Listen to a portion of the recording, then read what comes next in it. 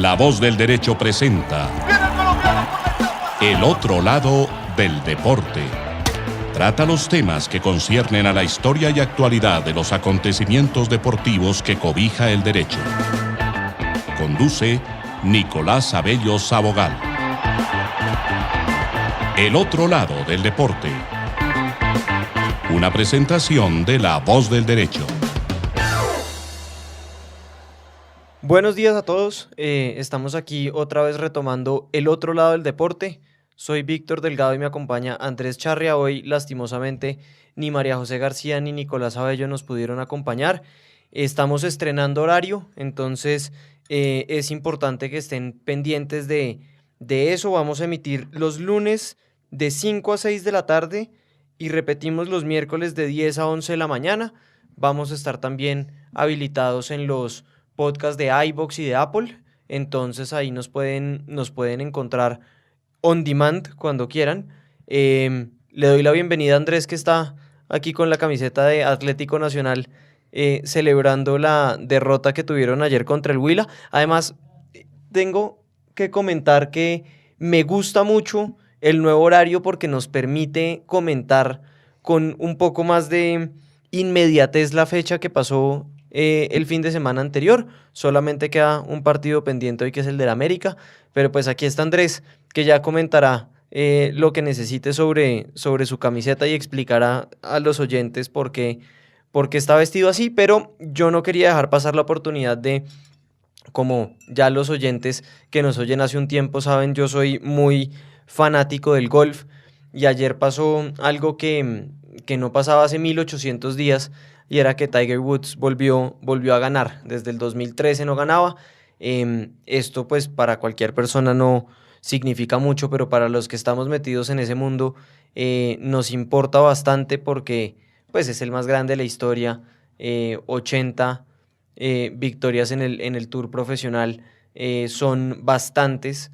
El siguiente tiene 81, entonces pues ya es un récord que está a la mano para Tiger. Entonces pues nada, quería como recalcar ese punto.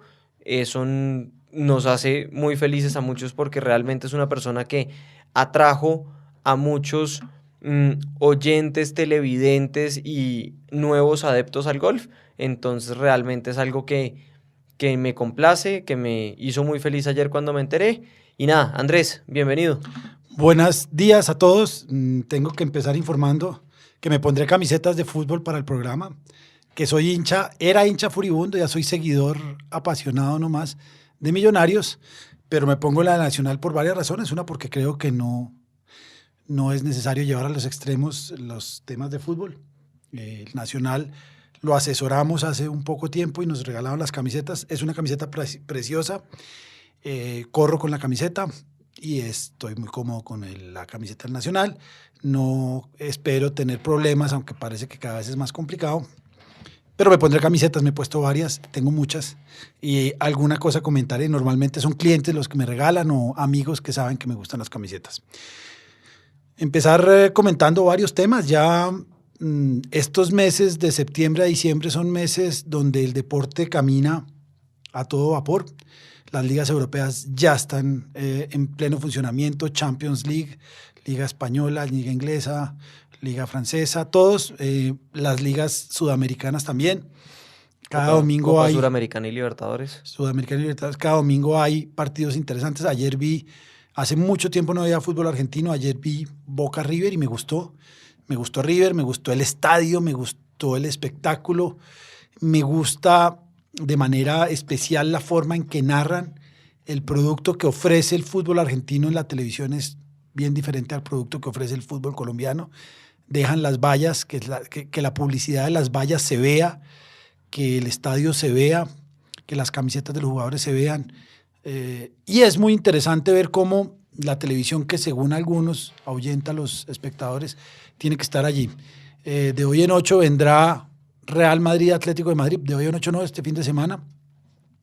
Y veremos nuevamente cómo la televisión funciona a las mil maravillas. Traigo esto porque leí un artículo en el que indica que el fútbol colombiano cada vez tiene menos seguidores, que la gente no va al estadio, eso ya lo hemos hablado acá, y que parece que la televisión es la que le quita adeptos.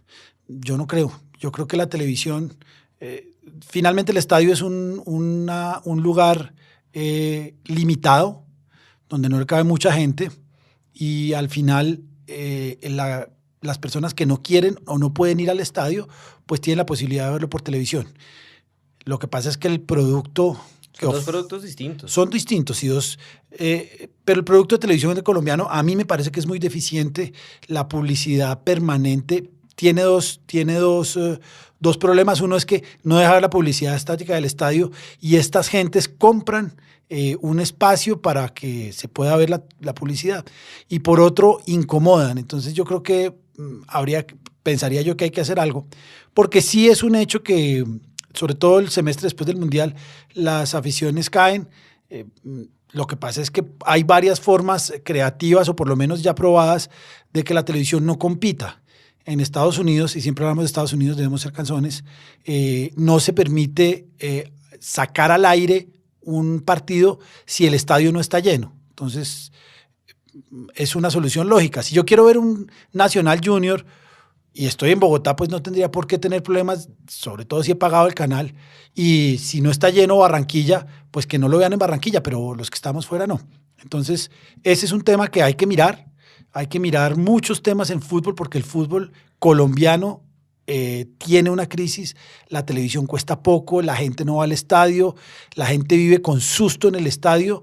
Cada vez son más videos de delincuentes que se hacen pasar por hinchas, que ahuyentan a la gente. Entonces, algo habrá que hacer. Vi el reportaje, creo que lo saca, no me acuerdo quién lo saca, pero hay que pensarlo. Otro tema que quería tocar es la barbaridad que ocurrió en Medellín ya el domingo hizo 8 días, como una maratón que es clasificatoria para la maratón de Boston, permitió que un carro... Cuente un poquito más cómo es el tema de la maratón de Boston, porque probablemente no todos los lo comentamos después. En teoría, la maratón más importante de Colombia, por tiempo, por distancia, por ciudad, porque Bogotá no tiene maratón, que son 42 kilómetros, y que se dice ser la más importante del país,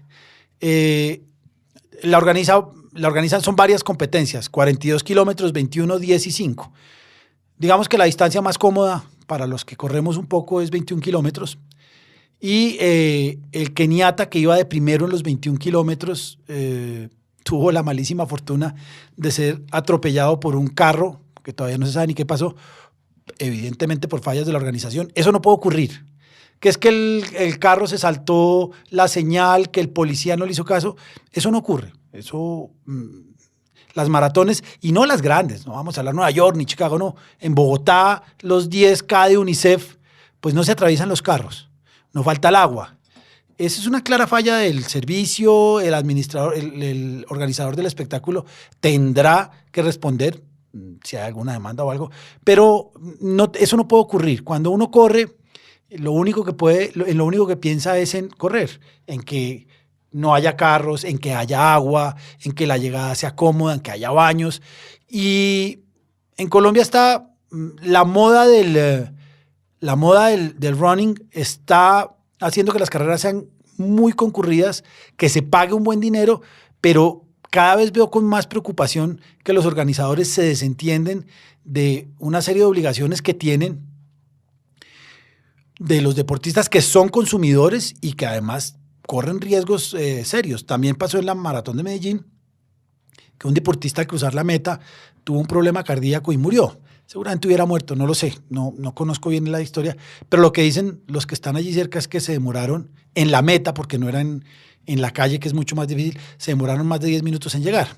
Entonces, es bueno que las autoridades, la liga, la federación, que reciben dinero por acreditar no se llama acreditar, pero no me acuerdo cómo se llama el nombre, por darle permiso a las organizaciones, pues que se pongan un poco en la labor de mirar si la organización está bien. Porque, repito, la responsabilidad al final es del organizador y podría inclusive extenderse a la federación. Diría mi papá que uno no tiene que solamente serlo, sino parecerlo. Y cuando uno dice ser una de las carreras más importantes del país, pues por lo menos tiene que parecerlo. Tiene claro. que solucionar esos temas y por lo menos que eso no se vuelva Eso no puede ocurrir. Es que ni siquiera deberían contemplarse que eso es uno de los riesgos. Eso debería estar cubierto. No, un carro no puede pasar. Un carro no puede pasar, los desfibriladores tienen que estar en todo.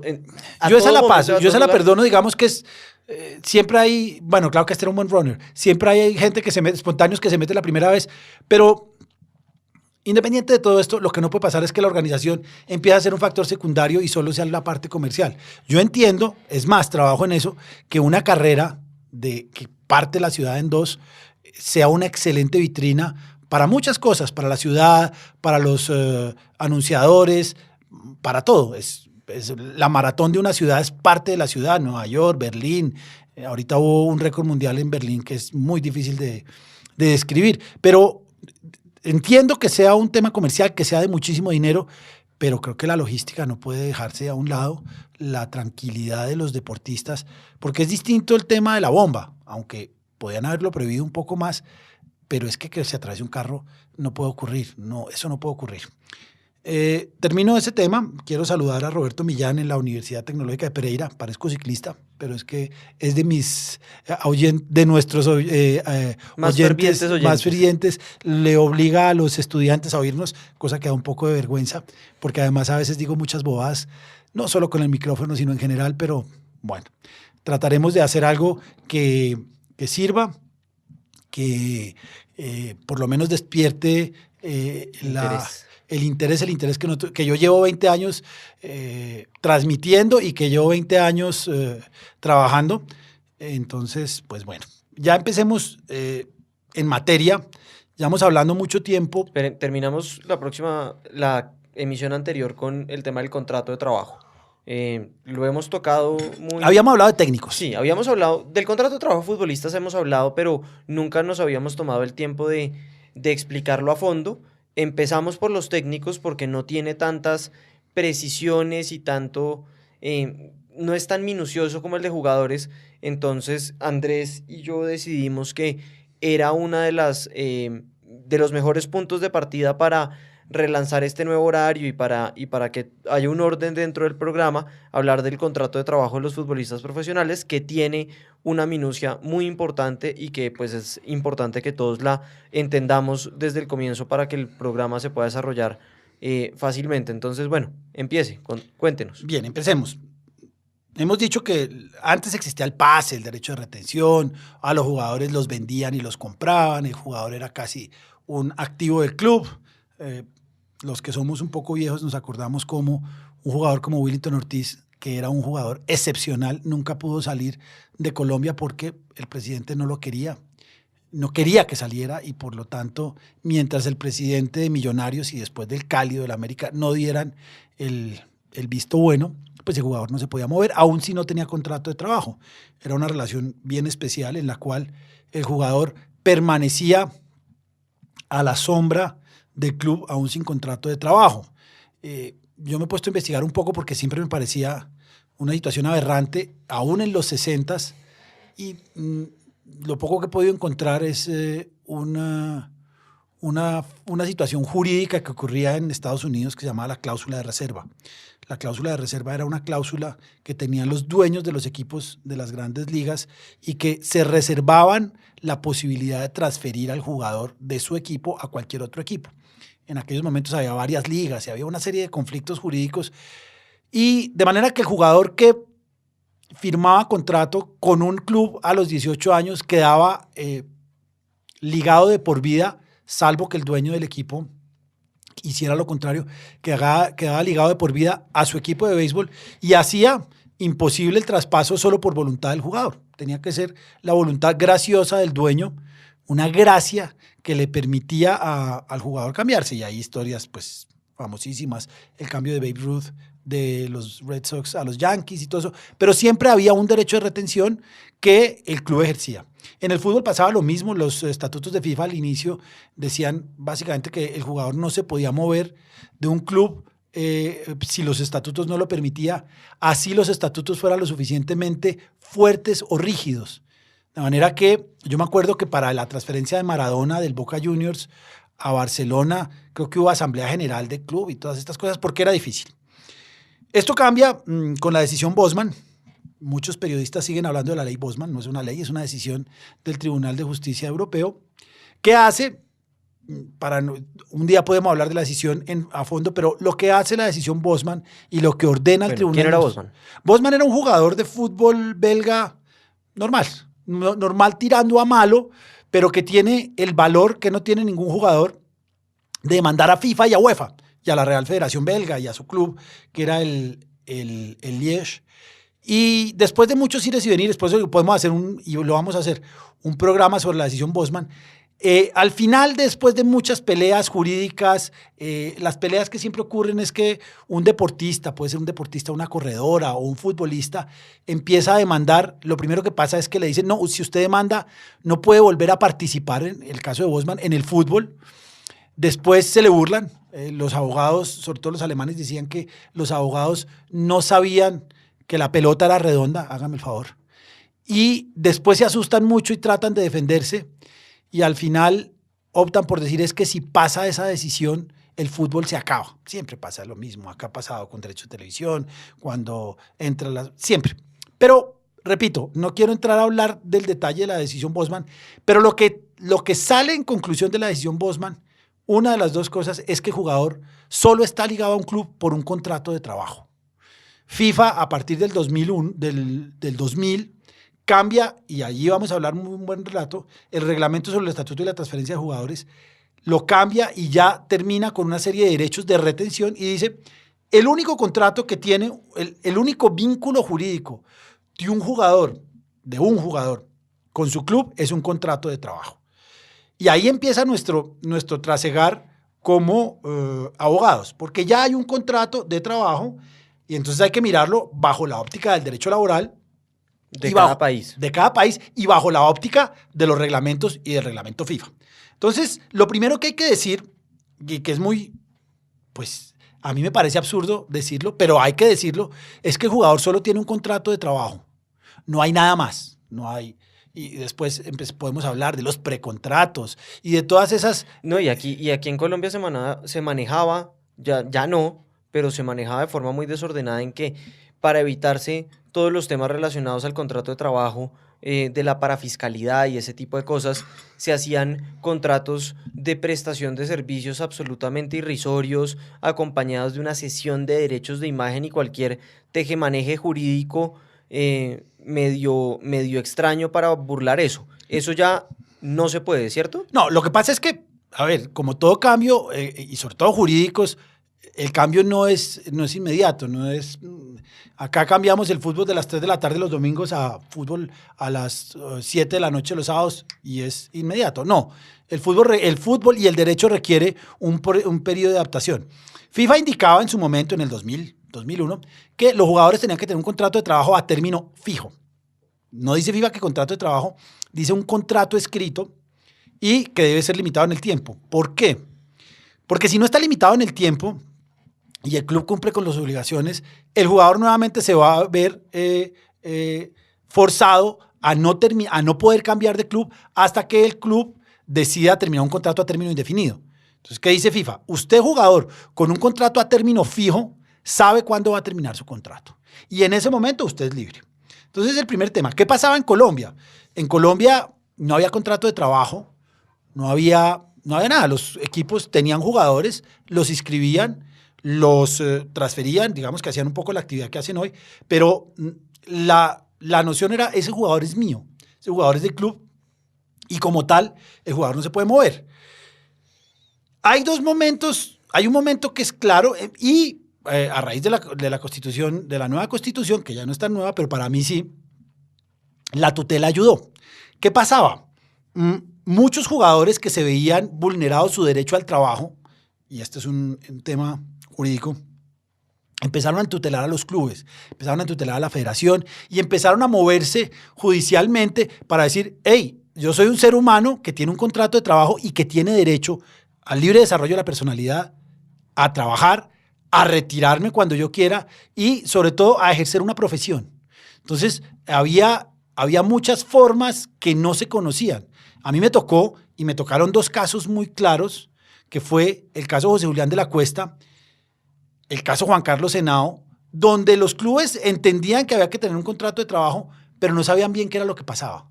Entonces, por ejemplo, en el caso de José Julián de la Cuesta, que era un jugador, un defensa central que jugó muy bien en un mundial juvenil, no me acuerdo en cuál, era un muy buen jugador, y Nacional le termina el contrato de trabajo por vencimiento del término, le notifica que no hay intención de renovar el contrato, porque así se lo dijeron los técnicos, los abogados de la organización, y el jugador, conocedor de lo que había pasado en Europa, decide no volver al Nacional. En aquel momento eso era exótico, es decir, los jugadores terminaban contrato de trabajo y lo que ocurría es que terminaban en diciembre y al 15 de enero volvían a su club a negociar, firmar un nuevo contrato de trabajo. Pero se entendía, era una especie de costumbre, que el antiguo club, en este caso el Nacional, tenía como la primera opción y era el único que podía renovar. Entonces, a un jugador no se le ocurría terminar el contrato de trabajo con Nacional por vencimiento del término, porque ya era un contrato a término indefinido, a término fijo, perdón.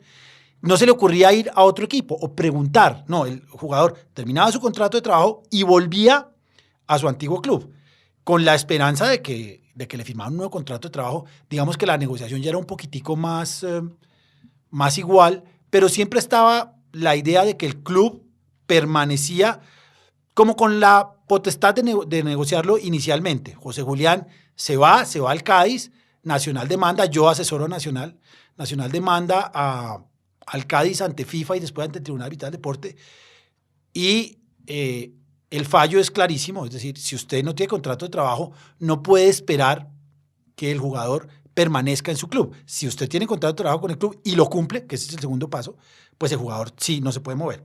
El segundo caso es el caso de Juan Carlos Henao.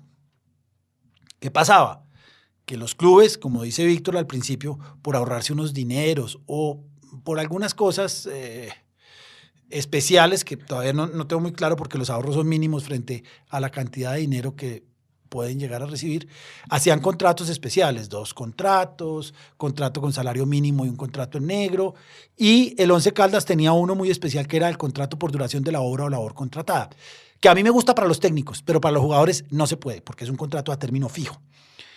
Juan Carlos Henao tenía un contrato por duración de obra o labor contratada y termina su obra o labor contratada, termina en el mejor momento de la vida de Juan Carlos Henao, es cuando va a jugar a Tokio. Y Juan Carlos, con un muy buen abogado bogotano, hace lo mismo que José Julián, se va al Sao Paulo y obviamente pues los dirigentes que no entendían en su momento qué era lo que ocurría, también demandaron, también yo ahí asesoré al Once Caldas y finalmente pues el Tribunal Arbitral del Deporte, FIFA y todo el mundo dice, mire, hay que tener contrato de trabajo. Por otro lado, vía tutela, hay muchos casos de jugadores de fútbol que se quieren ir, que no los dejan irse, que no les pagan el contrato de trabajo, pero no se pueden ir porque tiene contrato de trabajo. Y también por ahí se fue desarrollando la jurisprudencia para la misma llegada. Es jugador sin contrato de trabajo es libre. Finalmente, en un inicio hay un fallo de constitucionalidad sobre unos artículos de la ley 181, la ley del deporte, en la que nuevamente la Corte, con una interpretación que a mí hoy en día no me gusta, no me parece cómoda y no me parece lógica jurídicamente hablando, pero sirve, la Corte Constitucional dice, a ver, hay una cosa que se llaman los derechos deportivos.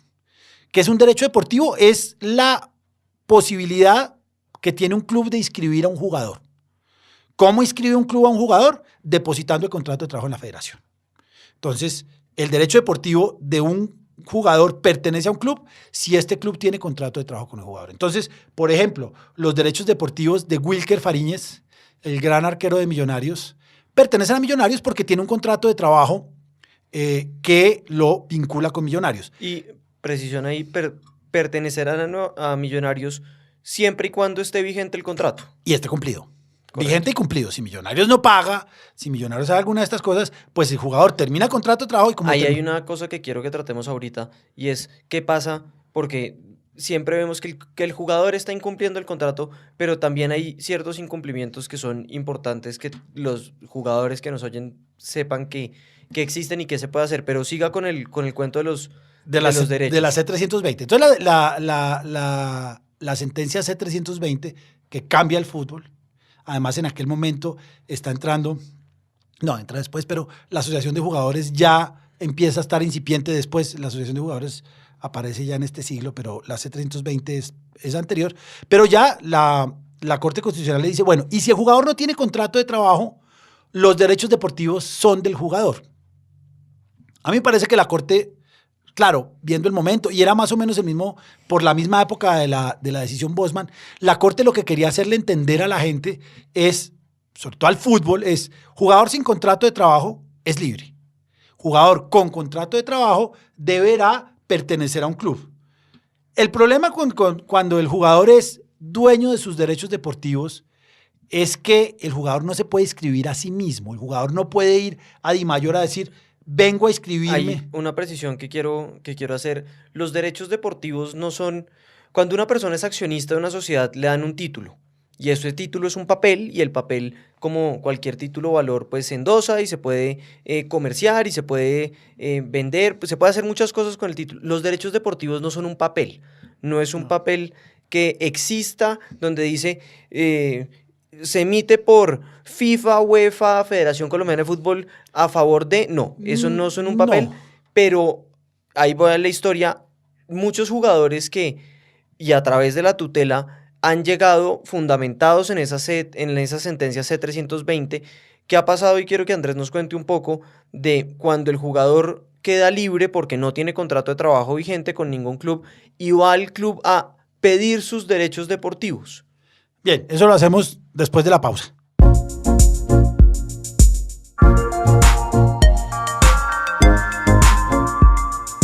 Bueno, estamos aquí otra vez en el otro lado del deporte.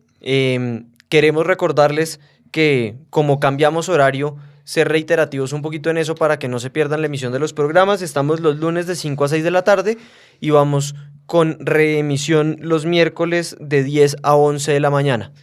Quedé con una pregunta que le hice a Andrés y es, los derechos deportivos no son un papel, no es un título, no es nada parecido a eso, y muchas veces los jugadores, basados en esa sentencia de la Corte Constitucional, la C320, van a los clubes y les dicen, señor Club Chigüiros S.A., favor, deme mis derechos deportivos. Y los clubes se ven en un problema porque los derechos deportivos no existen, sí existen, y es un tema ahí medio complicado de entender, pero pues que una vez se explica, ya todo fluye más fácil. Andrés. Sí, lo de los derechos deportivos es algo gaseoso. A mí me han tocado jugadores que no entienden, clubes que no entienden, jueces que no entienden. Realmente yo me quejo mucho de la Federación y la Dimayor, pero cada vez creo que son los más competentes en el deporte en Colombia.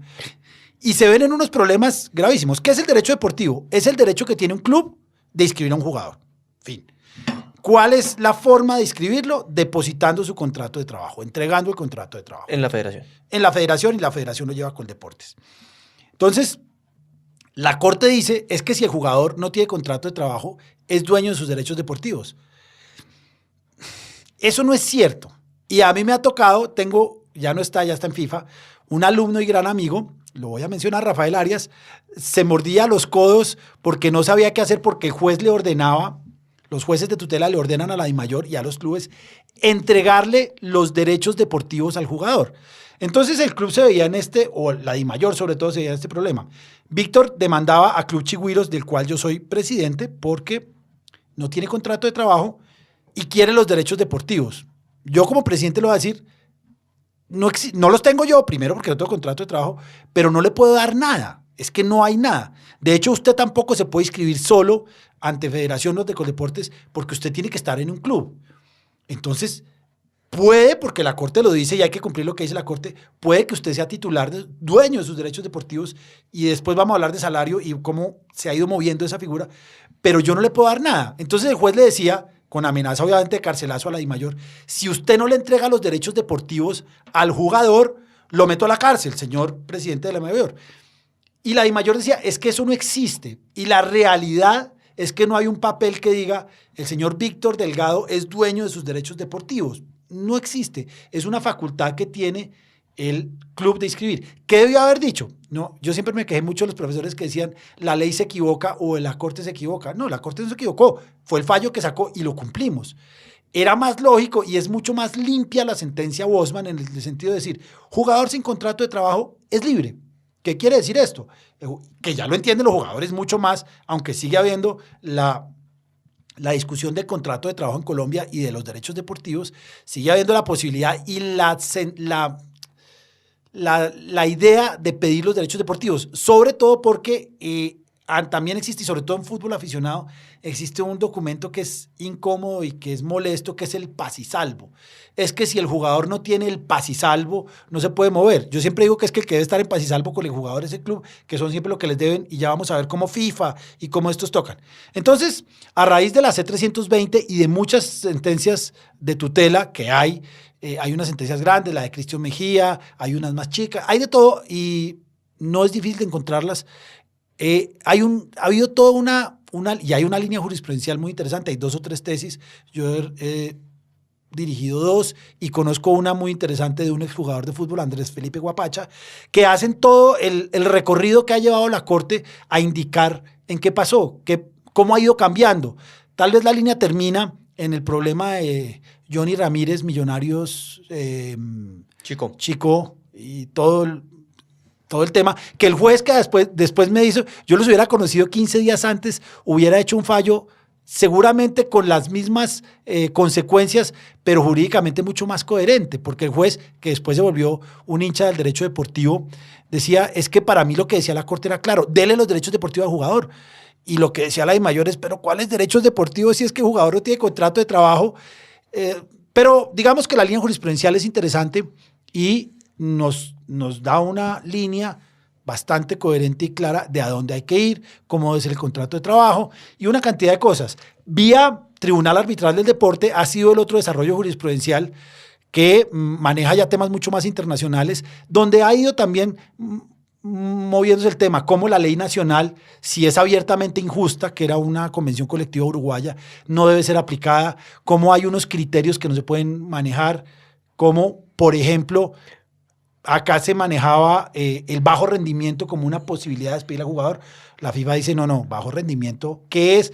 Y para aprobar un bajo rendimiento debería haber por lo menos unas comisiones paritarias de jugadores. Entonces, lo cambia. La jurisprudencia tanto de Corte Constitucional en Colombia como el Tribunal Arbitral del Deporte y Cámara de Resolución de Disputas han ayudado a desarrollar muy bien este tema del contrato de trabajo. Pero eso se desarrolla, y así pasa siempre, que es la jurisprudencia, las sentencias, los que desarrollan los temas. Pero esto tiene que tener algún fundamento jurídico documental. ¿Cuál es el documento por el cual se pueden basar los clubes y los jugadores para hacer todo este tipo de reclamaciones? ¿Cuál es la guía? ¿Cuál es esa fuente del derecho, pongámoslo así, para que los jugadores tengan esa referencia? Bien, hay 2 reglamentos. Voy a mostrar uno a ver si se puede ver, no sé cómo es esto, pero acá está el reglamento sobre el estatuto de la transferencia a los jugadores. Es un documento FIFA de 30 artículos, 29. Que se consigue en internet fácil. Buscar reglamentos sobre el estatuto de transferencia a jugadores. Siempre hay que tener claro que debe ser el último. Este último es del 18 de junio del 2018, pero está en FIFA uno puede bajar desde el 2000, cuando se termina el derecho de retención. Ya les digo de cuándo es la vigencia. Hay que tener muy claro eso, porque a veces el 16 de marzo del 2018. Entonces, el reglamento sobre el estatuto de transferencia de jugadores conoce del estatuto del jugador, es decir, jugador profesional, jugador aficionado, cómo jugador aficionado se convierte en profesional, cómo jugador profesional puede volver a adquirir su estatus de aficionado, y conoce también de transferencias internacionales, es decir, cómo se hace una transferencia internacional, conoce del contrato de trabajo del jugador, habla muchísimo del contrato de trabajo del jugador, porque le interesa como único documento que vincula a un jugador con un club, conoce del contrato de trabajo, entiende, habla, dice... ¿Ese documento aplica plenamente en Colombia? Ya le explico. Entonces FIFA dice, claro, yo no puedo obligar un documento de una entidad privada suiza, no puedo obligar a un ciudadano colombiano, ni a un ciudadano argentino, ni nada. ¿Qué dice FIFA? Este documento, el que mostré, el reglamento del estatuto de transferencia de jugadores, va a entender de transferencias internacionales. Va a hablar cómo es un contrato, va a hablar cómo se manejan determinados aspectos, pero le dice a la federación, a cada federación, ustedes tienen que hacer un reglamento similar al mío, pero que incluya pues todos los temas legales que tiene cada país. Por ejemplo, le doy un ejemplo y hay muchísimos. Los contratos de trabajo deben ser a término fijo. Dice FIFA, pueden ser máximo a 5 años, salvo que la legislación nacional permita otra cosa. Pueden ser máximo a 5 años y ahí viene una interpretación, es una pelea que hace mucho tiempo ha venido caminando, es FIFA nos dice que puede ser contrato a 5 años. ¿En Colombia podríamos tener contratos de 5 años? No. El Código Sustantivo del Trabajo, que es norma fundamental por encima del reglamento del Estatuto del Jugador, dice los contratos de trabajo a término fijo son máximo a 3 años. Entonces, FIFA dispone unas disposiciones generales. El contrato de trabajo debe ser escrito. Eso está bien. El contrato de trabajo debe tener un término, específico. Dice FIFA una duración determinada. Entonces, este documento se vuelve como una guía de mínimos, de derechos fundamentales de los jugadores de fútbol, pongámoslo en esos términos, y de temas mínimos y máximos de su duración. No puede durar más de, debe ser escrito y ese tipo de cosas. Entonces, se vuelve más o menos una lista de chequeo donde las federaciones dicen, puedo hacer esto, puedo hacer esto, puedo hacer esto. Después se van a la otra. Entonces, la segunda, como le dice la federación, la FIFA le dice a la federación, ustedes tienen que hacer un reglamento, y aparece el segundo reglamento que hay que mirar, que es el Estatuto del Jugador de la Federación Colombiana de Fútbol. Ahí la federación desarrolla... Y ahí lo voy a interrumpir porque yo metería un tercer reglamento que toca mirar, y es el Código Sustantivo del Trabajo. Ahí voy. Okay. Ese va más arriba, digamos. Okay. Entonces, el reglamento, el Estatuto del Jugador, y esa también fue una lucha compleja con los dirigentes, yo la viví de lado, porque por lado y lado me consultaban mis alumnos que estaban en la federación y mis amigos que estaban en la asociación, me tocaba verlo, es lo primero que hay que respetar, lógicamente, aunque eso le costaba trabajo a la antigua dirigencia, es la ley y la Constitución. Entonces decían, no, vamos a hacer un contrato a 5 años. No, es que la ley dice que es máximo a 3. Sí, pero FIFA, y usted sabe que FIFA, no, FIFA ya cambió, FIFA tiene claro que... Es que el fútbol es así. Es que el fútbol es así, doctor, es que usted no sabe lo que es pelear con FIFA. Yo sí que sé. Entonces, lo que se empieza a desarrollar es, usted tiene que desarrollar todo lo que dice FIFA, pero con una visión legalista colombiana. Entonces, el caso más claro es, no puede ser un contrato a 5 años. Sí, doctor, pero es que FIFA dice, pero es que FIFA no tiene ningún tipo de jurisdicción ni de competencia, ni tiene forma de obligar a los nacionales acá. Entonces, ¿hagamos un contrato escrito? Sí. ¿Hagamos un contrato a término fijo? Sí. Hagámoslo máximo a 3 años. Entonces vienen todos los problemas de coordinar FIFA, Estatuto del Jugador colombiano y legislación nacional con toda la jurisprudencia que he dicho. Entonces, es un asunto complejo que requiere conocimiento, pero que además requiere muy buena observación de las normas. Claro, ¿cuál es el primero? Pues contrato a término fijo. Entonces, si el contrato dura 3 años, pues usted tendrá que pensar al año y medio si lo renueva o no. No puede esperar faltando una semana y decirle, ve, es que se le acaba de vencer el contrato, hay que renovarlo. No, hay que pensar que el contrato termina, que los contratos a término fijo en algún momento van a terminar y en algún momento usted va a tener que renovarlo o no renovarlo. Y aquí una precisión ya pues como del manejo del día a día, y es, si yo tengo contrato, supongamos yo tengo contrato con Millonarios, yo soy jugador profesional de fútbol y tengo contrato con Millonarios. Durante la vigencia de ese contrato, yo puedo ir a negociar con Nacional y decir, mire, yo me comprometo a firmar con ustedes una vez termine mi contrato. Sí y no. Yo digo que sí, FIFA dice que no, pero es relativo. El artículo 18 del reglamento del Estatuto del Jugador, que después lo recoge, no me acuerdo cuál es, no tengo esa memoria que la gente cree que tengo. El artículo 18 dice disposiciones especiales relacionadas con los contratos entre jugadores profesionales y clubes.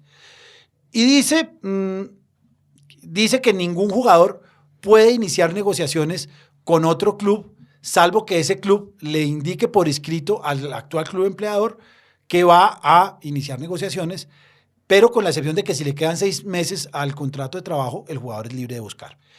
Entonces, para responder su pregunta, si el contrato tiene más de 6 meses de duración, le quedan más de 6 meses de duración, el club, el Nacional, en el caso que usted pone el ejemplo, deberá indicarle a Millonarios que va a iniciar negociaciones por el arquero, por Wilker. Pero si le quedan solo 6 meses y el contrato termina el 31 de diciembre, los jugadores están libres de buscar sus nuevos empleadores.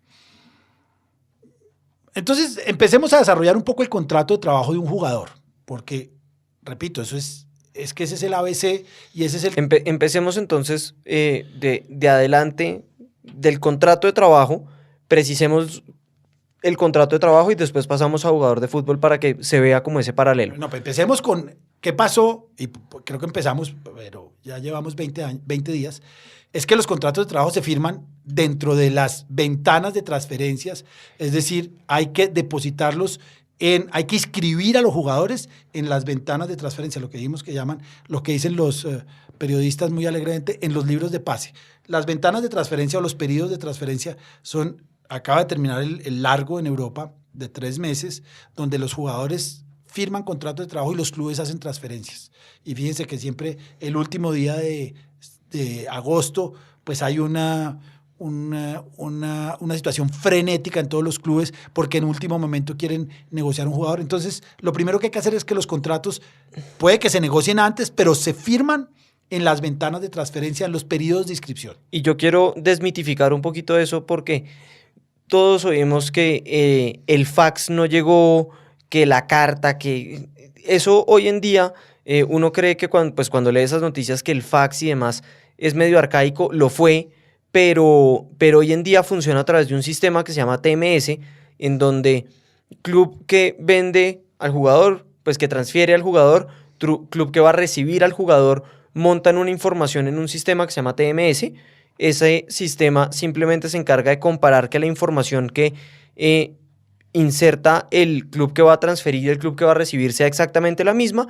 Una vez eso sea así, autoriza la transferencia del jugador y con el contrato de trabajo firmado simplemente se va con no lo llamemos paz y salvo, pero con el CTI que emite el TMS, la plataforma, y con el contrato de trabajo firmado a la federación y el jugador así queda inscrito.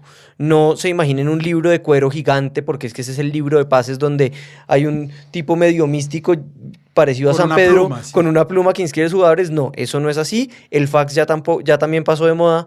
Y funciona todo a través de medios digitales. Sí, es una plataforma. Lo que pasa es que hasta no hace mucho tiempo se manejaba el fax. Las transferencias se hacían y era tecnología. Es decir, cuando FIFA manejaba el fax, los juzgados acá todavía seguían con pluma de ganso. El fax lo que hacía era que permitía lo que hoy hace el TMS, que es recopilar información de lado y lado para al final aprobar la transferencia. ¿Qué se dio cuenta FIFA? Que se perdía dinero. Que en el camino de una transferencia los agentes, los dueños de los clubes, los papás de los jugadores rascaban dinero de las transferencias y no llegaba al club. Entonces, y una cosa todavía más grave es que se lavaba dinero. Se blanqueaba dinero con transferencias de jugadores. Un jugador que, como dicen, que le cantan por 8 millones de euros y que al final le dan solo 2 millones de euros al nuevo club, pues hay 6 millones de euros que se perdieron y que no sabemos dónde están. Entonces, el TMS busca agilizar, dar transparencia y prevenir el lavado de activos. Entonces, digamos que la forma de funcionar es lo mismo. Antes era con un fax que tenía unos problemas gravísimos, es que el fax se demora, no hay papel, se cae la comunicación. A veces uno mandaba fax y el nuevo club, el antiguo club no quería recibirlo, entonces bloqueaba. Había muchas cosas. Ya con el TMS, que es una plataforma de internet, ya con el TMS eso no ocurre. Pero digamos que la forma, todavía no quiero hablar de las transferencias, quiero hablar del contrato de trabajo. Pero para firmar un contrato de trabajo, un jugador que viene afuera, volvamos a Wilker, que estaba en Venezuela. Wilker tiene que firmar un contrato de trabajo con Millonarios para jugar con Millonarios. Ya dijimos, la única forma de que Millonarios pueda contar con Wilker para jugar fútbol en Millonarios es firmarle un contrato de trabajo. En ese momento, Millonarios es el titular de los derechos deportivos de Wilker, entrega copia del contrato de trabajo a la Federación Colombiana de Fútbol, que además, por temas de ley, le entrega una copia a Coldeportes y en ese momento puede jugar.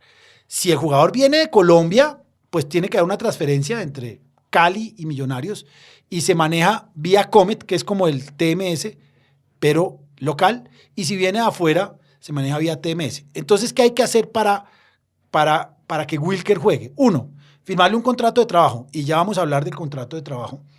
Y 2, pedir el CTI de su antiguo club, que básicamente es decirle al nuevo club, el jugador no tiene contrato de trabajo con nosotros y por lo tanto lo puede inscribir. Eso se hace por TMS y en este caso la Federación Colombiana, Millonarios deberá llevar a la Federación Colombiana de Fútbol copia del contrato de trabajo y copia del CTI y ahí lo inscribe. Entonces, volvamos nuevamente al contrato de trabajo. El contrato de trabajo debe ser escrito. El jugador, y dice el artículo 6 del reglamento del estatuto del jugador, un jugador podrá inscribirse durante uno de los 2 periodos actuales de inscripción y dice, la asociación que realiza la inscripción tiene la obligación de entregar, bueno, hay que entregar el contrato de trabajo, copia del contrato de trabajo, dice, artículo 8, la solicitud de inscripción deberá presentarse con una copia del contrato de jugador. Ahí hay una cosa y es consejo práctico. Normalmente, y eso no lo dice el reglamento sobre el estatuto de transferencia de jugadores, sino lo dice el Código Sustantivo del Trabajo, el contrato de trabajo debe firmarse en 2 copias, una copia que se queda del empleador, una copia que se queda del jugador, y en este caso debe haber una tercera copia que es la que se deposita en la Federación, Liga, Coldeportes, entidad que corresponda. A título de consejo, y Andrés ya tendrá muchas historias que contar al respecto, los jugadores deben pedir la copia de su contrato y conservarla, porque es que ahí están la certeza para ellos, para sus familias, para sus abogados, para el que sea, de cuáles son las condiciones del contrato de trabajo sin lugar a dudas. No es yo creo que estoy hasta o me deben pagar tanto. Ahí está todo. Entonces, jugadores, clubes expidan y jugadores pidan la copia del contrato de trabajo que además por ley les es debida. No, a ver, vamos más atrás todavía. Leanlo. Lean el contrato. Yo sé, y esa es una pelea que tengo con varios jugadores, además se ponen muy bravos, es que no nos dejan. No, sí los dejan. Hoy en día nosotros tenemos jugadores que asesoramos y que si no leen el contrato de trabajo no lo firmen. Hay que leerlo, hay que pedir copia, no son 3, pueden ser más, porque es para el jugador, para el club, para Coldeportes, para el agente, pero sí es importante que pida. Lo que pasa es que hay clubes que no dan la copia. Entonces, con una disculpa que es tonta, mire, fírmelo acá, que lo va a firmar el presidente y cuando esté la copia se lo entrego. El jugador se olvida, el jugador no pide su copia. Tómele foto. Tómele foto, haga fírmelo y tómele foto. Hay muchas formas. El jugador es un poco timorato y yo lo entiendo porque hay dirigentes que no son buenas personas, cada vez son menos, pero tómele foto, fírmelo y tómele foto. Y muchas veces cuando uno llega a los clubes aparece una situación que es todavía un poco, pues no es más compleja porque es fácilmente remediable, es que los jugadores, las carpetas de los jugadores tienen el contrato de trabajo firmado por el jugador, pero no está firmado por el presidente del club. Claro, eso sí es pasar y decirle, don Víctor, por favor, fírmeme acá que necesito que lo firmen, pero no se firma. Claro, el jugador debe pedir su contrato de trabajo porque es que es su hoja de ruta. Es que sabe cuándo termina, sabe cuándo le pagan, sabe cuáles son los impuestos que tiene que pagar, porque en el fútbol todavía es de las pocas actividades donde el empleador casi siempre cubre todos los impuestos, la retención de la fuente y todas esas cosas.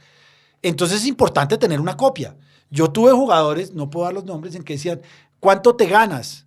Y me dice, a veces me pagan 7, a veces me pagan 10 y a veces me pagan 15.